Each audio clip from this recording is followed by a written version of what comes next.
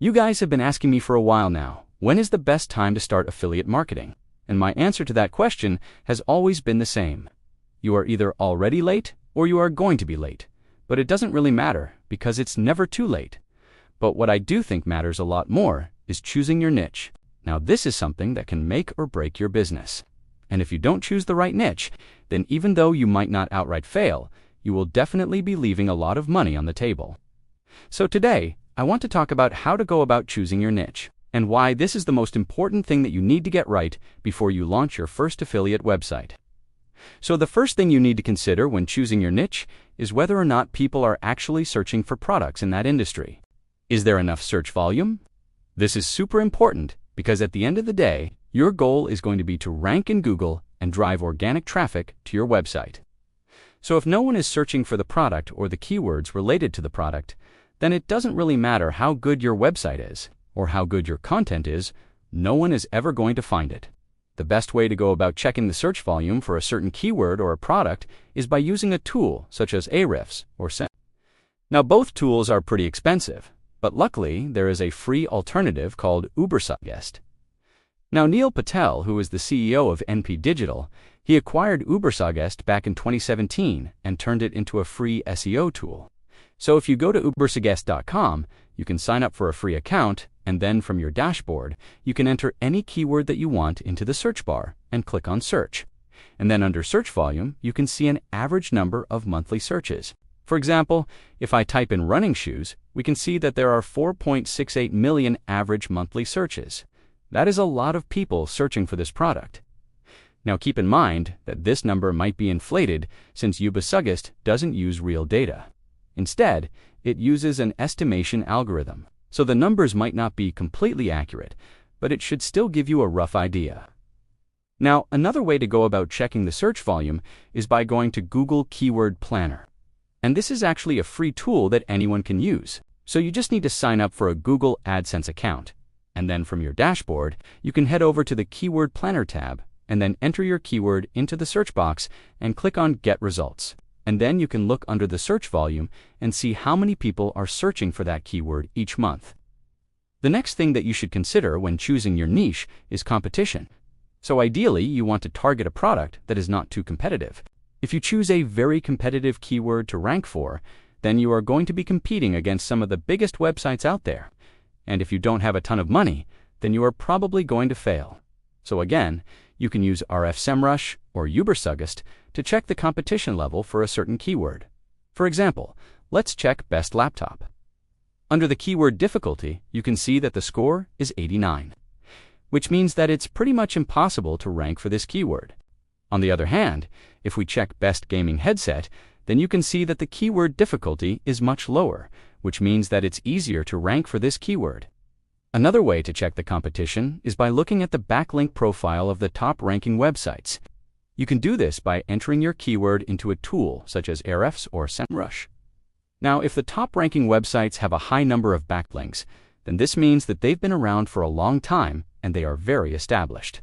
It's going to be very difficult to outrank them. However, if you notice that some of these websites are low quality and they don't have a lot of backlinks, then this means that there is opportunity for you to rank for this keyword. Now, one way to get around the competition is by targeting long-tail keywords.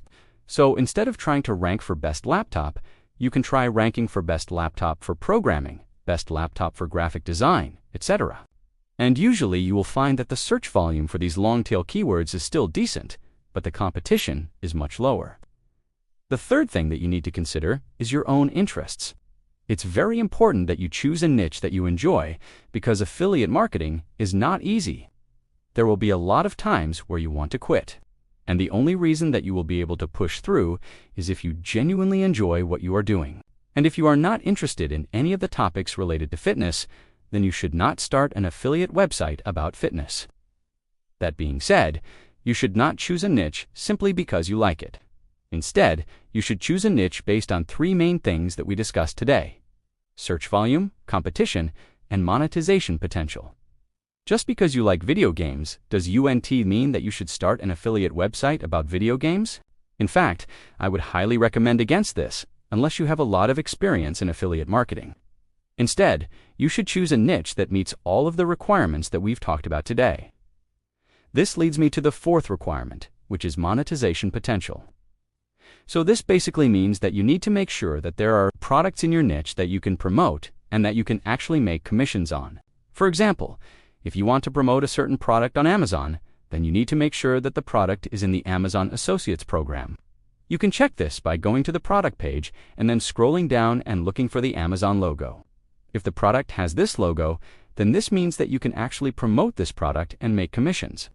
Another way to monetize your website is by promoting courses and Notion templates. Now, creating your own course is obviously going to take a lot more work, but it will also generate a lot more income for you. If you decide to go this route, you can use a platform such as Kajabi to host your course.